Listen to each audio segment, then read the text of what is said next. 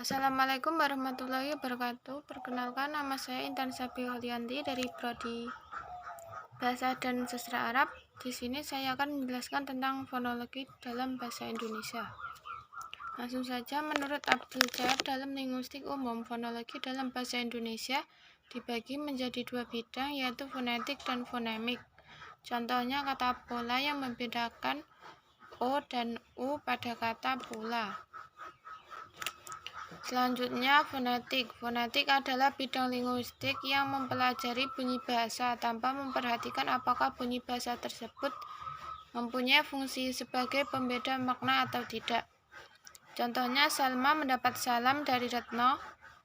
Fonetik ini ada tiga macam. Yang pertama, fonetik artikulatoris, disebut juga fonetik organis atau fisiologis, mempelajari bagaimana mekanisme alat-alat bicara manusia bekerja dalam menghasilkan bunyi bahasa. Contohnya, kita memetik gitar, maka tali gitar akan bergetar, sehingga menyebabkan udara bergetar pula dan terjadilah bunyi yang dapat kita dengar.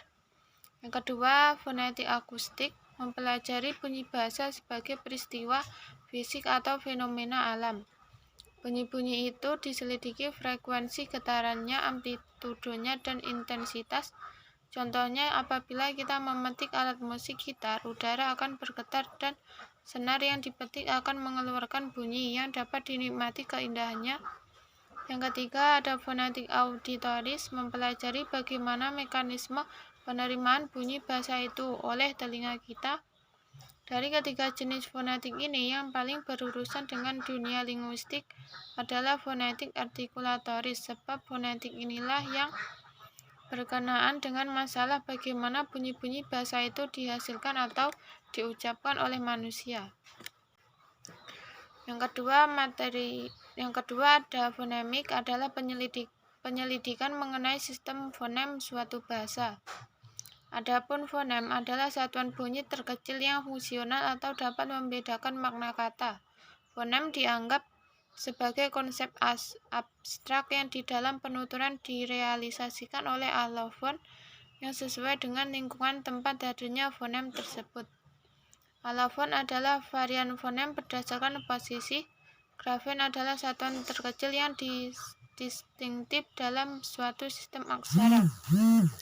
Misalnya, perbedaan bunyi P dan B yang terdapat pada kata paru dan baru. Ini ada tabel. Yang nomor 1 fonem I, contohnya ini. Yang kedua fonem U, contohnya susu. Yang ketiga fonem E, contohnya sate. Yang keempat fonem O, contohnya soto. Yang nomor 5 fonem A, contohnya kadal. Nomor 6 fonem AY, grafen I, contoh gulai. Yang ketujuh fonem AW, grafen AU, contoh aula. Kedelapan fonem OY, grafen OI, contohnya sekoi. Yang kesembilan Y, contohnya yakin. Ke-10 W, contohnya waris. Yang ke-11 fonem P, contohnya pasar. Ke-12 fonem M, contohnya mari. Yang ke-13 fonem T, contohnya tari. Yang ke-14 fonem D, contohnya jihad. Selanjutnya yang nomor 15 fonem C, contoh cari. Yang ke-16 fonem J, contoh jari. Ke-17 fonem S, contoh sari. Ke-18 fonem Z, contoh zakat. Ke-19 fonem R, contoh raja. Ke-20 fonem N, contoh nasi. Yang ke-21 fonem G, contoh gaji. Yang ke-22 fonem X, contoh akhir. Yang ke-23 fonem H, contoh hasil. Yang ke-24 fonem I, contoh lari. Yang ke-25 B dan P, contoh yang P pasar dan contoh yang B Sabtu. Yang terakhir fonem F atau V, contoh yang F fasih dan contoh yang V vital. Selanjutnya ada perbedaan fonem dan huruf. Dalam bidang linguistik, huruf sering diistilahkan dengan grafem. Fonem adalah satuan bunyi bahasa yang terkecil yang dapat membedakan arti, sedangkan huruf huruf atau grafem adalah gambaran dari bunyi atau fonem. Dengan kata lain, huruf adalah lambang fonem dalam Kamus Besar Bahasa Indonesia bahwa huruf adalah tanda aksara dalam tata tulis yang merupakan anggota abjad yang melambangkan bunyi bahasa. Untuk memahami struktur fonem dan perbedaan antara fonem dan huruf atau grafem, perhatikan contoh yang tertera dalam tabel berikut. Contoh yang pertama ada adik, jumlah fonem 4, susunan huruf adik, jumlah huruf 4, kata yang terbentuk adik. Contoh kedua, inat, jumlah fonem 4, susunan huruf ingat, jumlah huruf 5, kata yang terbentuk ingat. Contoh yang ketiga, pantai, pakai Y, jumlah fonem 5, susunan huruf pantai, jumlah huruf 6, kata yang terbentuk pantai. Selanjutnya ada jenis-jenis fonem. Yang pertama, fonem vokal. Nama-nama fonem vokal yang ada dalam bahasa Indonesia adalah A. Fonem A, I, vokal depan tinggi tak bundar. E, vokal depan sedang atas tak bundar. A, vokal depan rendah tak bundar. Fonem vokal yang dihasilkan tergantung berdasarkan tinggi rendahnya posisi lidah. Bunyi-bunyi vokal dapat dibedakan atas. Yang pertama, vokal tinggi atas seperti bunyi I dan U. Kedua, vokal tinggi bawah seperti bunyi L dan O. Ketiga, vokal sedang atas seperti bunyi E dan O. Berdasarkan maju mundurnya lidah, bunyi vokal dapat dibedakan sebagai berikut.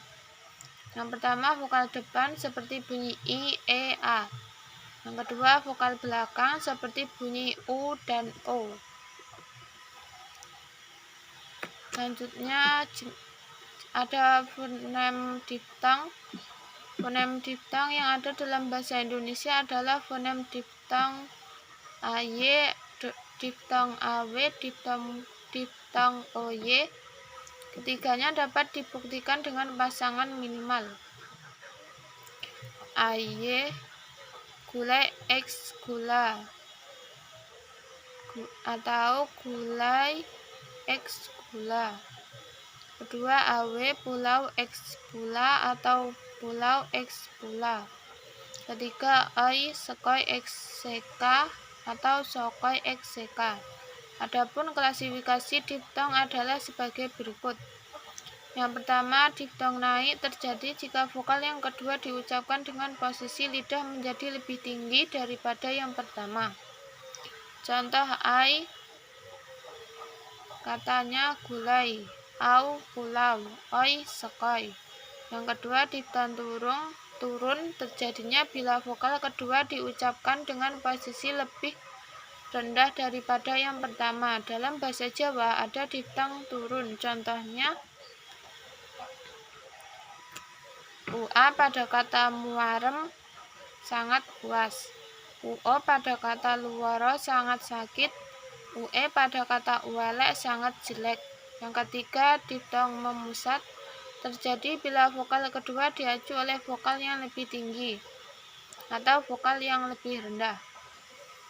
Selanjutnya, fonem konsonan. Nama-nama fonem konsonan dalam bahasa Indonesia adalah B. Konsonan bilabial hambat bersuara. P. Konsonan bilabial hambat tak suara. M. Konsonan bilabial nasal.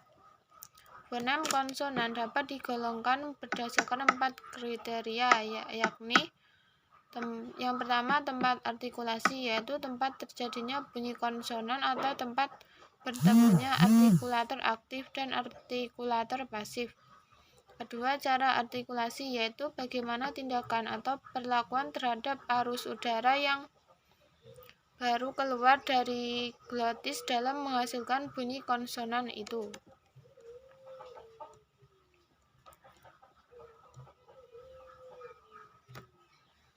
Dan terakhir, bergetar tidaknya pita suara, yaitu jika pita suara dalam proses pembunyian itu turut bergetar atau tidak. Terakhir, struktur, yaitu hubungan posisi antara artikulator aktif dan artikulator pasif. Itu tadi sedikit penjelasan dari hasil analisis saya, kurang lebihnya mohon maaf. Wassalamualaikum warahmatullahi wabarakatuh.